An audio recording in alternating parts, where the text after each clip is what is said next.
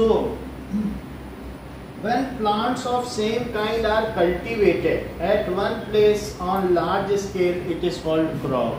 अगर मान लीजिए बहुत बड़ा आपका 1 एकड़ का या कुछ 2 बीघा का खेत है, तो उसमें आप उसमें या गेहूं लगाओगे या कुछ लगाओगे. So when plants of one kind is cultivated, वो उसका प्रोसीजर है.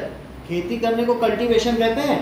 So when plant of one kind is cultivated on a large field at a large scale, then it is called crop. उसे क्या कहेंगे? Crop. So crop क्या चीज होती है? When plant of one kind, इसे नोट करिए बेटा, कॉपी निकाल लो. When plant of one kind are plants of same kind, एक ही तरीके के, ठीक है, are cultivated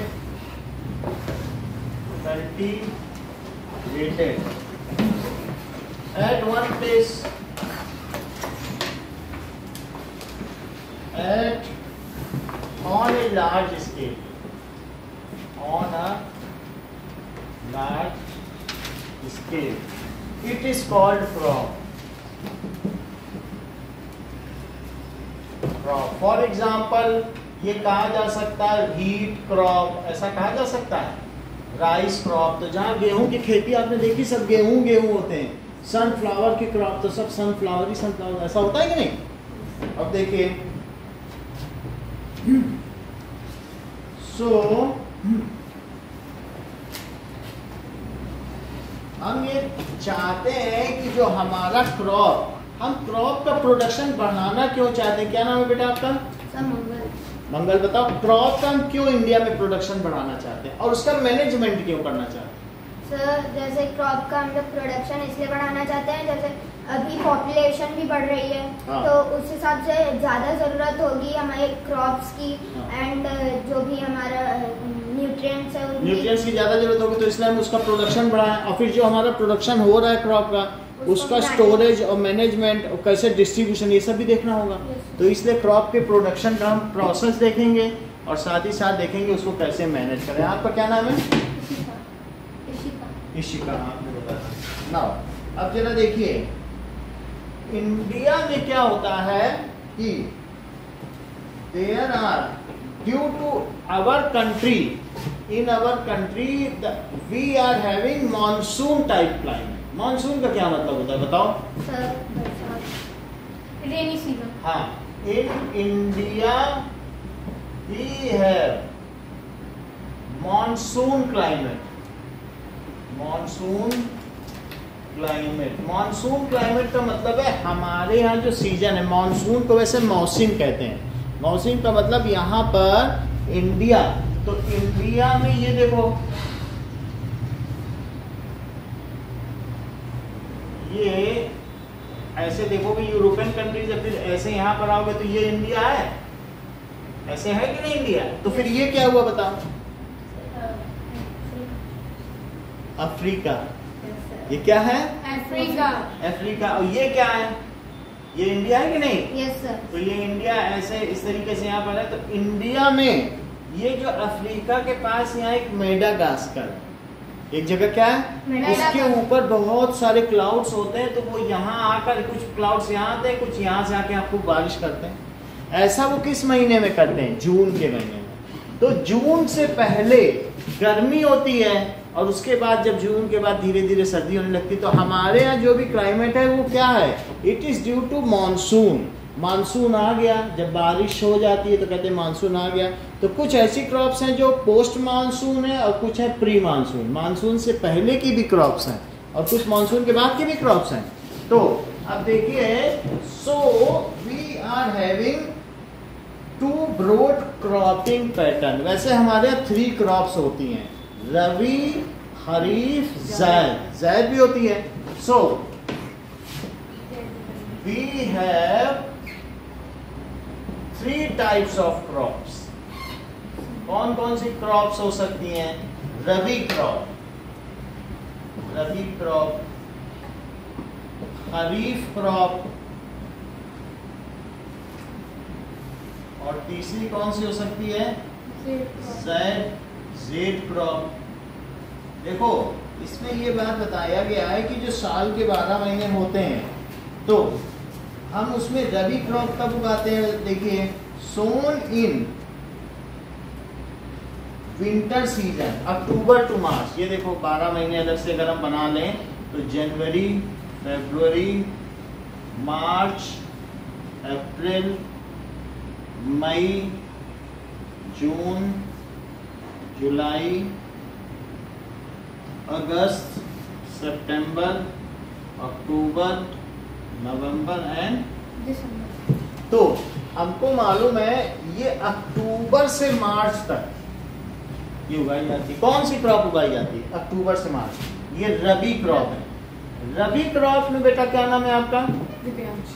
Divyansh. Rabi crop में कौन सी, ठंडी में बताओ, जब ठंडे मौसम में कौन सी फसल होती होगी? लोग किसान लोग खेतों में क्या उगाते हैं? पैडी उगाते हैं खरीफ में। ठंडे में गेहूं उगाया जाता है। गेहूं की बाली तुम लोग होली में जलाते हो? गेहूं की बाली कई लोग नहीं बाली लेके जाते हैं होली में जलाने के लिए। तो जब ठंडी खत्म होने लगती है तो ठंडक में गेहूं पकता है। तो ये कौन सी रबी में कौन सी फसल होगी मेनली? दैट इज व्हीट की, ग्राम की होगी। तो खूब ठंडी पड़ी तो लोग कहेंगे हमारे गेहूं मोटे मोटे हो गए, खूब ठंडक पड़ी। अब बारिश खूब होगी क्योंकि यहाँ से फिर बारिश शुरू हो जाएगी क्या, जून जुलाई। तो क्या तुम्हें मालूम है कि जो पैडी है या धान है उसमें इतना इतना पानी भरा होना चाहिए खेतों में? तो बोलो बारिश के या खरीफ के सीजन में कौन सी उगाई जाएगी? पैडी। ठीक है। अब जरा देखो, तो जो अक्टूबर से खेती की जाएगी तो बताओ गेहूं बोया कब जाएगा? अक्टूबर नवंबर में। उसको फिर फोटो पीरियड धूप कब चाहिए बोलो? दिसंबर, जनवरी, फरवरी। और हार्वेस्टिंग कब कर दोगे? कटाई। तो बोलो कब बोगे? ये अक्टूबर नवंबर। फिर उसको फोटो पीरियड कब धूप चाहिए? दिसंबर, जनवरी, फरवरी। और फिर उसके बाद उसकी हार्वेस्टिंग कब कर दो? मार्च। रबी किस महीने से किस महीने तक आप अक्टूबर टू मार्च जानते हो? और इसमें कौन सी फसल उगाई जाती है? इसमें बीज उगाई सकती है, ग्राम। हाँ, और साथ में मस्टर्ड भी। और एक बताओ, व्हीट। समझ आ रही बात? तो अब हम देखेंगे रबी क्रॉप में कौन कौन सी होती है। कहीं तुम बेटा, अभी फिर से हम नाम बोले, मंगल नाम है ना, कहीं तुम ये तो नहीं सोच रहे हो कि rabi crop is a winter crop? सही, तुम हर चीज जानते हो। कितनी बड़ी बात बता दी। रबी क्रॉप इज ए, तो इसे लिख भी लो। रबी क्रॉप कौन सी है? Winter crop. Rabi crop is winter crop. ठीक है। अच्छा, its period is from October to March. ये भी लिखो। सो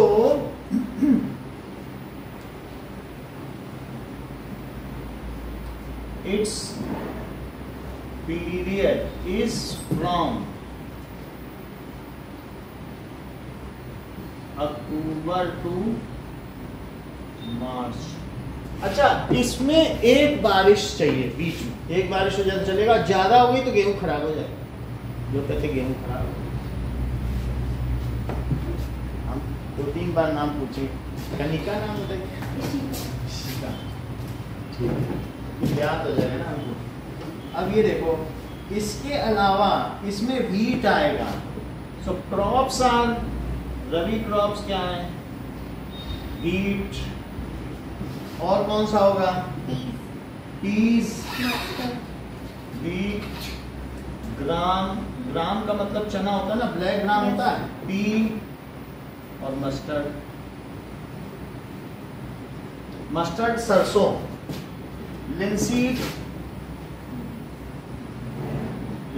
जो तिल होते हैं, तिल के लड्डू तुमने खाए हैं? सफेद तिल और काले तिल के लड्डू होते हैं, तो वो तिल को ही लिनसीड कहते हैं। इसको तिल कहते हैं। और जो सरसों का तेल होता है ना, मस्टर्ड यानी क्या होता है? सरसों से फूल भी आते हैं, तो सरसों। अब देखो, तो फिर इशिता, तुम खरीफ क्रॉप को क्या कहोगी? अगर ये विंटर क्रॉप है तो वो कौन सी? बहुत अच्छा, आप भी बोलो। ये इन्होंने पूरी बात कह दी सर, रेनी सीजन क्रॉप, उसमें पानी चाहिए, हर चीज जान लो। या फिर इन्होंने हो सकता बुक में देख लिया नहीं, इसे कैसे कोई बता सकता। तो kharif crop, kharif it is rainy season crop, देखो बुक में भी लिखा है। So it is rainy season crop.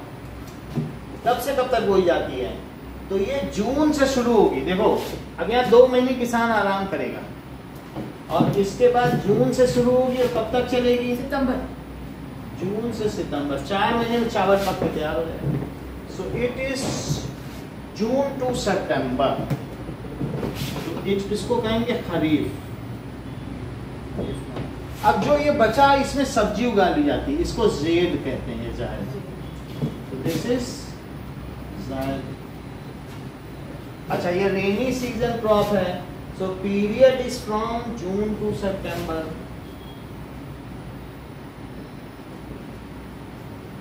From June to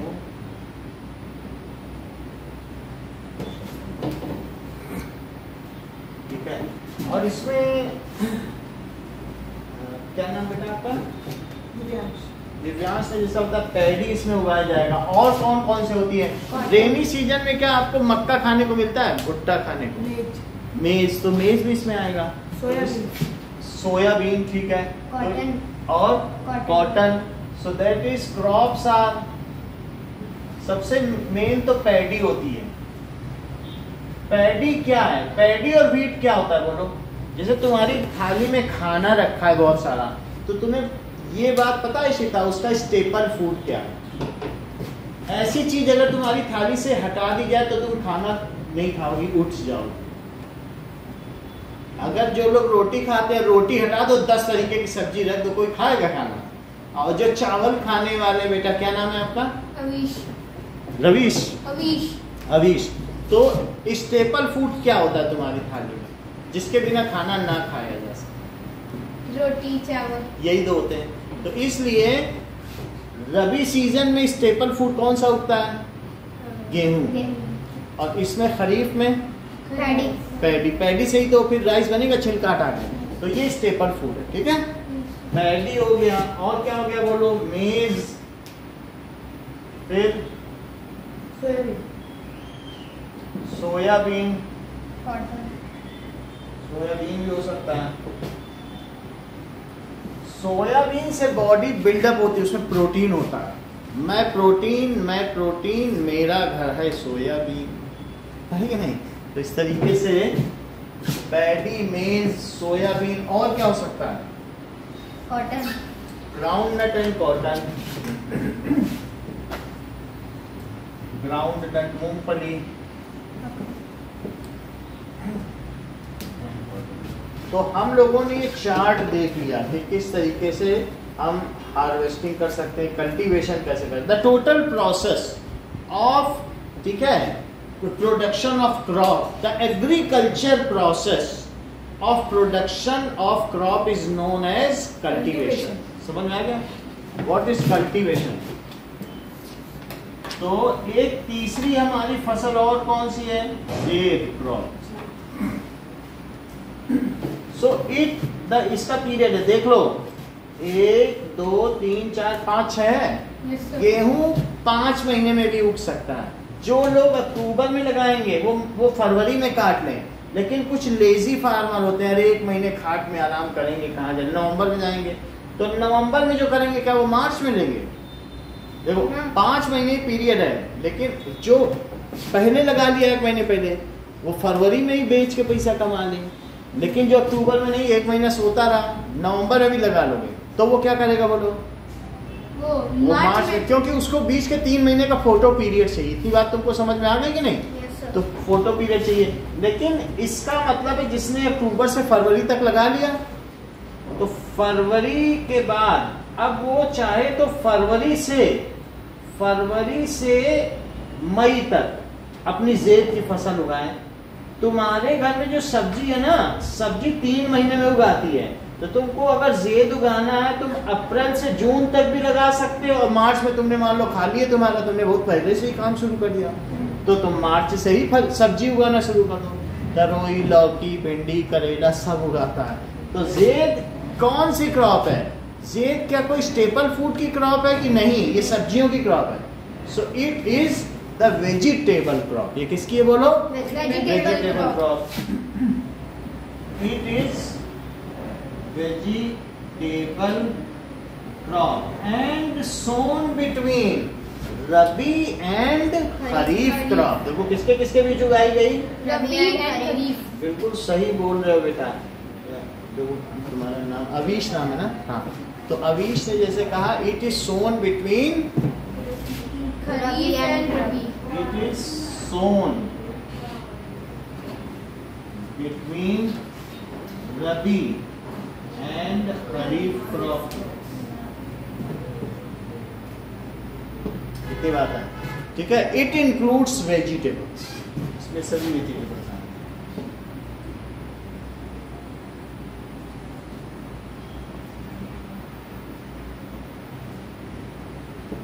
तो अभी कौन सा महीना? अप्रैल चल रहा है। मेरे छत पे भिंडी, तरोई सब लगी है, 10 तरीके की सब्जियां। तो क्योंकि हमें मालूम है ये सब्जियों की मौसम है, यही 3 महीने जब सब्जी उगाई। समझ आ गई आपको? 3 तरीके की फसलें हैं। तो अब हम ज्यादा नहीं पूछेंगे।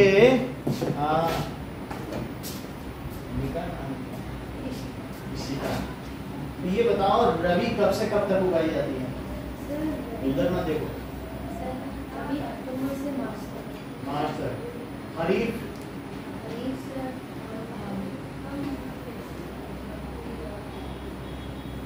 मार्च, अप्रैल, मई। मार्च से भी उगा सकते हो, मार्च, अप्रैल, मई। तो इसको लिख दो। ये खरीफ, खरीफ बता रहे ना, तो खरीफ बोलो जून से सितंबर। खरीफ कब उगाई जाती है? जून से सितंबर। जून से सितंबर। और इसको लिखो तो ये it is sown between rabi and kharif and. और कब कब उगाई जाती है? It is sown in March to, क्योंकि वहां जून आ जाएगा, तो मार्च, अप्रैल, मई या मिड जून। समझ में आ गई बात? तो मार्च से लेकर के आप जून के मिड तक भी जा सकते हैं, मार्च टू जून। ये नहीं भी लिखोगे तो भी यहाँ लिखा है रबी एंड खरीफ। समझ में आ गई बात? तो बात हो जाएगी। और ये सब्जियों की फसल है। तो ये बताओ खरीफ कब से कब तक उगाई जाती है? जून से सितंबर। रबी? सर अक्टूबर से मार्च। रबी की 4 फसलें बताइए। What are the 4 crops? Sir mustard, हाँ, मेज, मेज तो रबी में नहीं, मेज तो हम लोग बारिश में था। हाँ, लाइन सीड हाँ, और सर व्हीट। व्हीट तो स्टेपल फूड था। खरीफ की 4 फसलें बेटा बताओ। खरीफ की हाँ, बताइए क्या नाम है? अभी बोल। सर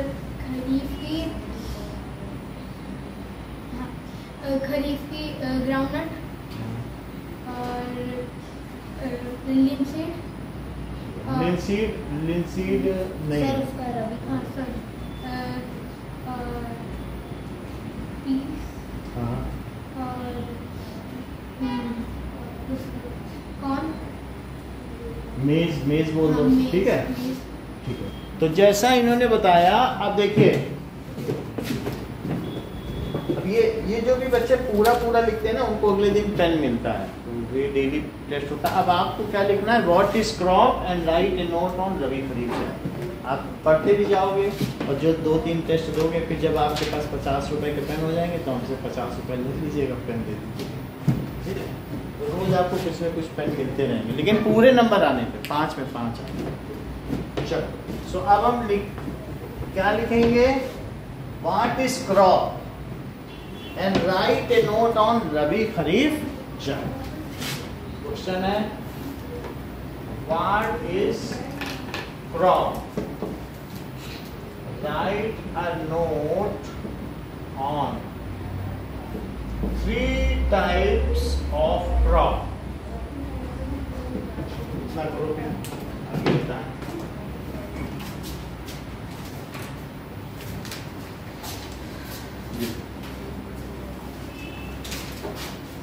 आपको रिजल्ट कल मिल जाएगा।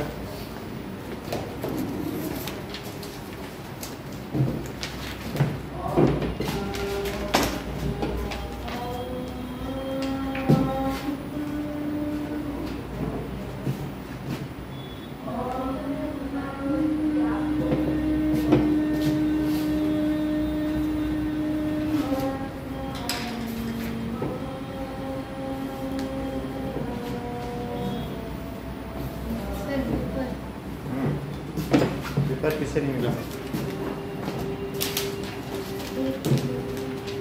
चलो सर ये एक्स्ट्रा वो तो उसी के लिए दिया था।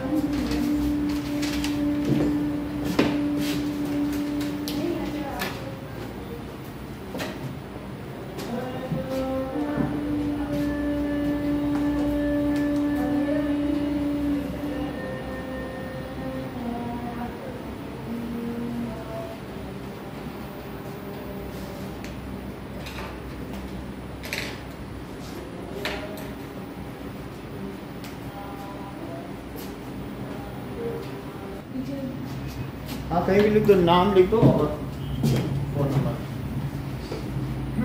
Cultivation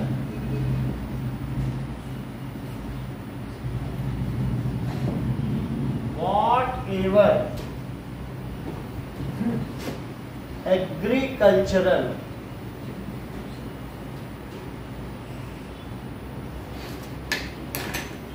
practice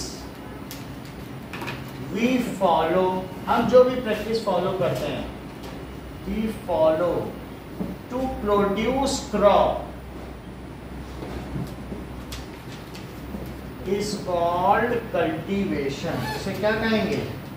cultivation.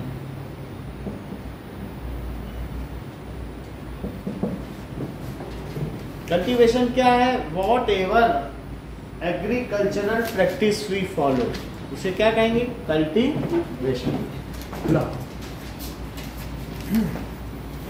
तो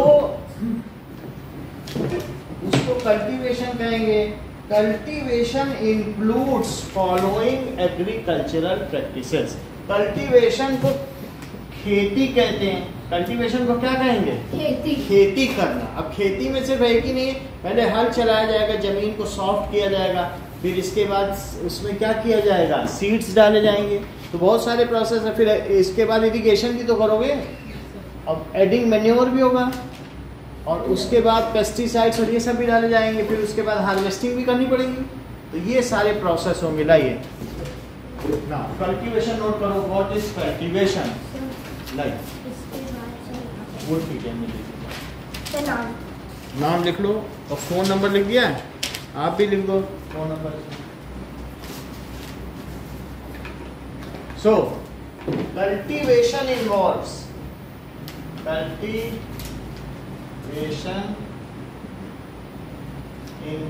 कौन कौन से हैं?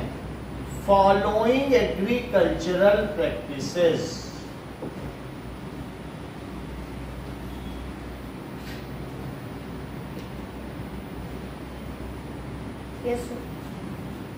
देखो कल्टीवेशन समझ में आ गया?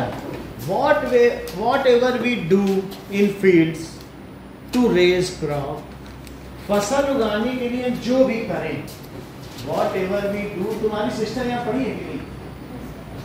Whatever we do to raise crop, थोड़ा शकल मिलता है इसीलिए कुछ। चलो, whatever we do to raise crop, अब फसल उगाने के लिए जो भी करेंगे उसे क्या कहेंगे? कल्टीवेशन। कल्टीवेशन इन्वॉल्व्स, कल्टीवेशन में ये एग्रीकल्चर प्रैक्टिस आती है। Cultivation has many agricultural practice. क्या क्या प्रैक्टिस करते हो? जैसे पहली प्रैक्टिस क्या? 7 प्रैक्टिस है। पहली क्या है बताओ? Preparing of soil. Preparation of soil. Soil को प्रिपेयर करोगे। सॉइल को कैसे प्रिपेयर करोगे? प्लोइंग से या टिलिंग से। टिलिंग का क्या मतलब है? बोलो सर। बैठ के बताओ। सर जैसे कि अगर वो जो एरिया है जहाँ पे हमें कल्टीवेशन करना है और अगर वो हार्ड है तो उसको ऊपर एक टाइप का टूल चलाया जाता है जिसकी वजह से वो सॉफ्ट हो जाए और उसकी वजह से वो अच्छे से वहाँ पे खेती हो। ये बात सही है। टिलिंग में हम अपसाइड डाउन कर देते हैं सर, ऊपर, इससे एयर का ट्रांसफर अच्छे से हो सके। हाँ। तो इससे क्या होगा कि मिट्टी लूज हो जाएगी और रूट्स को एयर मिल सकेंगी। तो टिलिंग का मतलब है ऊपर की मिट्टी नीचे और नीचे, ऐसे कुछ टूल्स आते हैं कि नहीं जैसे घूमते रहते हैं, या फिर प्लो भी आते हैं। तो प्लोइंग या टिलिंग फॉर, नहीं तो एक ऐसे भी होती है टिलिंग की मशीन आती है, वो घूमती रहती है और ऊपर की मिट्टी नीचे और नीचे की।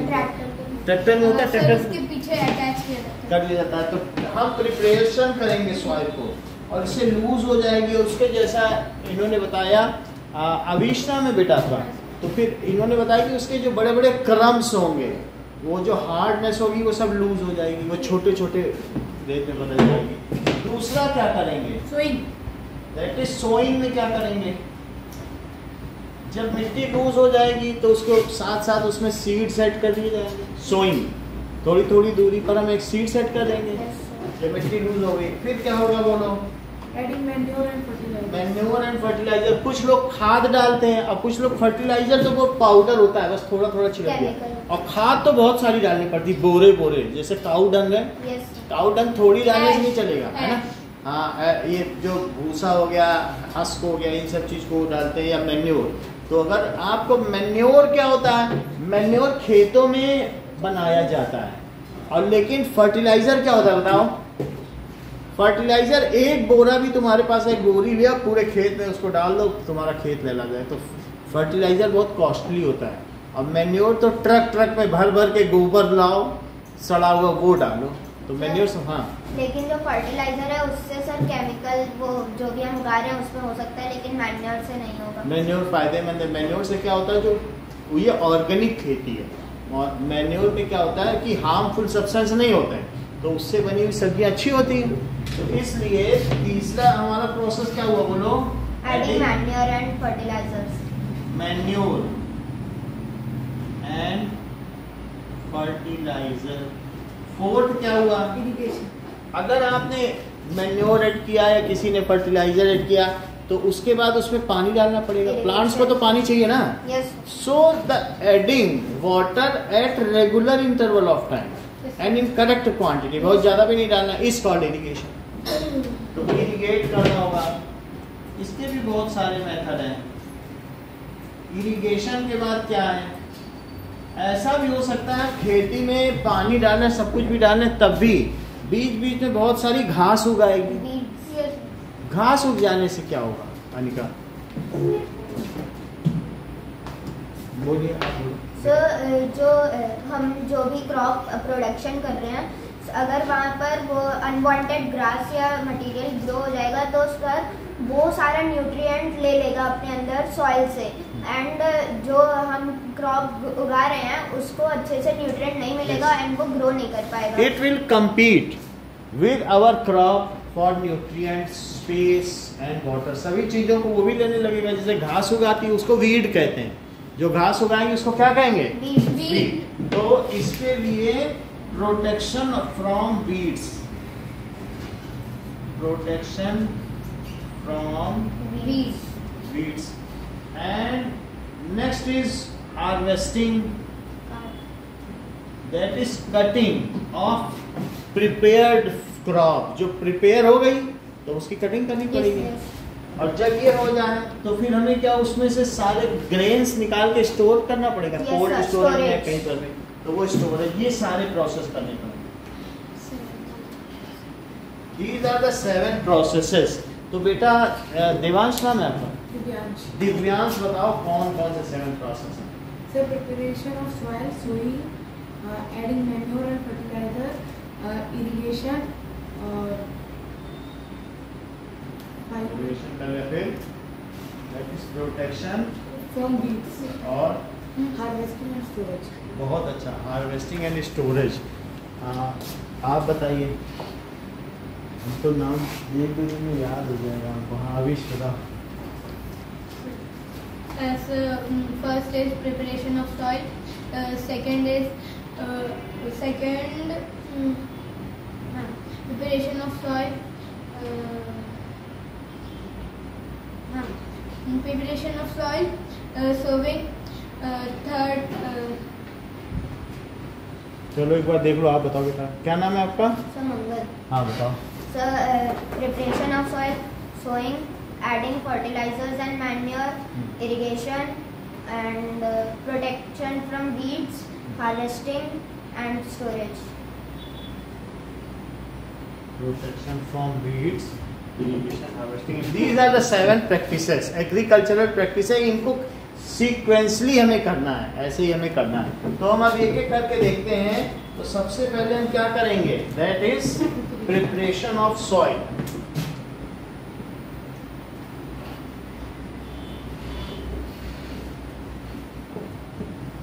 Now, so preparation of soil is the first step. अगर आपको क्रॉप उगानी है तो सबसे पहला काम क्या करना पड़ेगा? Preparation of soil. Preparation of soil. In this, it is turn the soil and lose it. We have to turn it and lose it. So,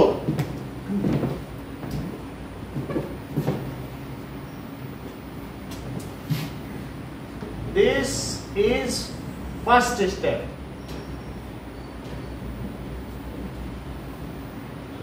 Towards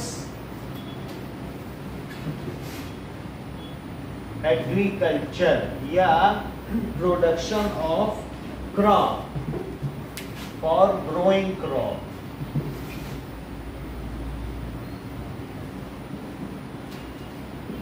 In this,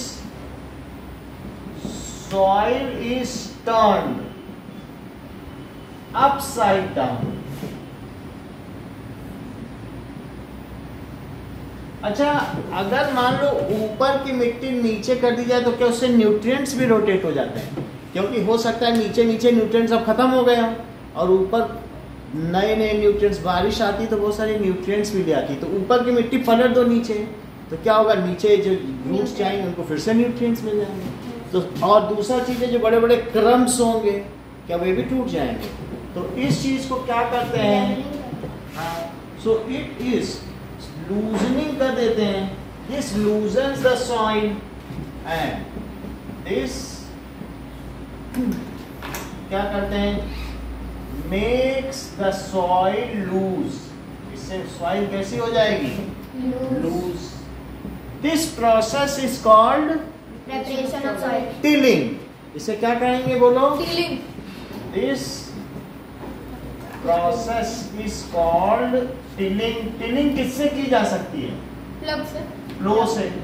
so it can be done by plough और या इसके अलावा हम tractor से भी कर सकते हैं, तो उसमें भी फ्लो लगे होते हैं। It is done by flow. ये देखो, तो फ्लो में क्या होता है कि जैसे इस तरीके से ये बहुत बड़ी लकड़ी होती है, लकड़ी में यहाँ पर कोई ऐसी चीज होती है जो जमीन में, हाँ, जब ये आगे चलेगा तो उसको वो टिलिंग करता जाएगा, जमीन को खोदता जाएगा, और ये इसके आगे ये दो एक और इस तरीके का लॉग होगा वुडन, और जो किसके गर्दन में होगा? दैट इज, अगर देखेंगे तो इसको बैल लेके आएंगे तो दो अलग अलग बैल। सर इसको हो कहते हैं। वो में क्या होगा ना कि वो एक स्क्रैपर टाइप होगा, Yes. ब्लेड लगी होगी। सर, ये वाला फ्लो है, तो मैं दिखा रहा हूँ अपने जैसे, होम में हाँ, यूज कर सकते हैं। हाँ, ये देखो, तो इस तरीके से यहाँ दिखाया गया, जो बुक में देखो कैसे है, तो दो फ्लो है, तो ये दो बैल इसको लेकर के जाएंगे। सो it is the flowing of it. समझ में आ गई बात? एंड इसके बाद क्या बताइए कि जब अगर हमने जमीन को खूब सारा टिलिंग कर दिया, एक फिर उसके पीछे आपने देखा होगा इसको खोद डाला, एक कोई पटरा लेके चलता है। Yes, sir. वो क्यों लेके चलता है? लेवलिंग करते हैं। क्योंकि ऐसा ना हो कि हमने खोद डाला और पानी डाला तो एक ही जगह नहीं इकट्ठा हो जाए। जब तक जमीन लेवल नहीं होगी तो पानी फिर एक जैसा नहीं जाएगा ना, आधे बीज को पानी मिलेगा और आधे बीज को नहीं भी मिलेगा। सो क्या लिखे बताओ? After ploughing the field, ploughing कर दिया आपने, या टिलिंग, इस प्रोसेस को टिलिंग भी कहते हैं, कुछ भी कह सकते हो आप। The ground is levelled, ground is क्या करना चाहिए बताइए, आफ्टर प्लोइंग। ओके, देखो टिलिंग और प्लोइंग लिखा है। After ploughing the field, ground को क्या करना पड़ेगा, इज लेवल। उससे क्या होगा बोलो, ठीक है। बिफोर सोइंग इट, तो ये काम हम करेंगे।